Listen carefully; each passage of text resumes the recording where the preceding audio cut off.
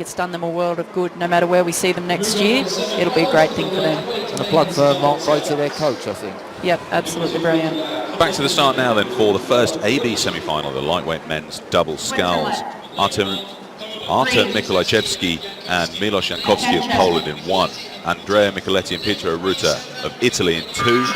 James Thompson and John Smith of South Africa in 3. Stanley Dallaire and Jeremy Azou of France in 4. Daniel Wiedeker and Michael Schmidt of Switzerland in 5. And Panayotis Magdanis and Eleftherios Konsolas of Greece in 6. We join this race live again now, and it's looking as though Andrea Micheletti and Pietro Ruta of Italy alongside Stanley Dallaire and Jeremy Azou of France are out in front. Still in this though, James Thompson and John Smith, who were the gold medalists at the World Championships last year. They're currently in 3rd, but it's a tight one for those front 3 positions. We then drop back nearly 2.5 seconds to 4th place, Greece, who were the gold medalists in the lightweight men's quad last year. So some high caliber on the water in this race. And all these guys have raced yesterday in those quarterfinals, and it's a very, very tough program, isn't it? 4 races to be on weight for these lightweights, average of 70 kilos, maximum 72.5. But you know, most of these guys come in around the 70 kilo mark, and to be on weight, you know, when it's been hot early in the week and with that intensity of competition, it does mean you've got to manage yourself really effectively, and these 2 French have shown they can do that. Stanley Dallaire there, the French bowman, takes a look across, the man from Bergerac, at the Italians. Micheletti and Ruta beat the world champions earlier this season, Pete, and Pierluca Regada, the South Africans, who we'll see in the second. Well, it's actually in this semi, sorry, in lane 3, so what a quality field. And they have been so on form this summer.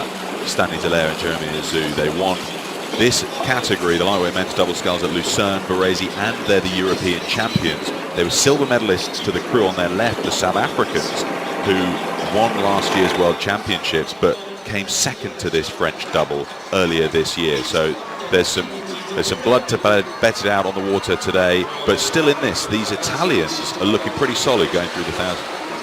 And really impressive, these Frenchmen. We saw Azou was so strong in the single scull a couple of years ago, and then recombining into this French double after Dallaire came back from injury. And it was really, I think, I was quite shocked to see them taken out by the South Africans last year at the World Championships, so they're back to make amends this year. What's interesting is the South Africans did have a great sprint. I mean, I know they're in lane 1, but, you know, they have got a good finish, and we saw that, of course, when the 2 of them won that Olympic gold in the men's fours in 2012. I just wonder if they're going to use that sprint finish and try and win the semi, or just save themselves a bit for the final, because that bow of number 3, the world champions, is ominous. And the 2 Frenchmen, well, they probably felt it was their world title last year. Never won a world title, these 2 men. Jeremy Azou, one of the best rowers in the world, and he's never been world champion, and that hurts, and this is his home lake, and probably the people standing in his way he's looking at behind the 2 South Africans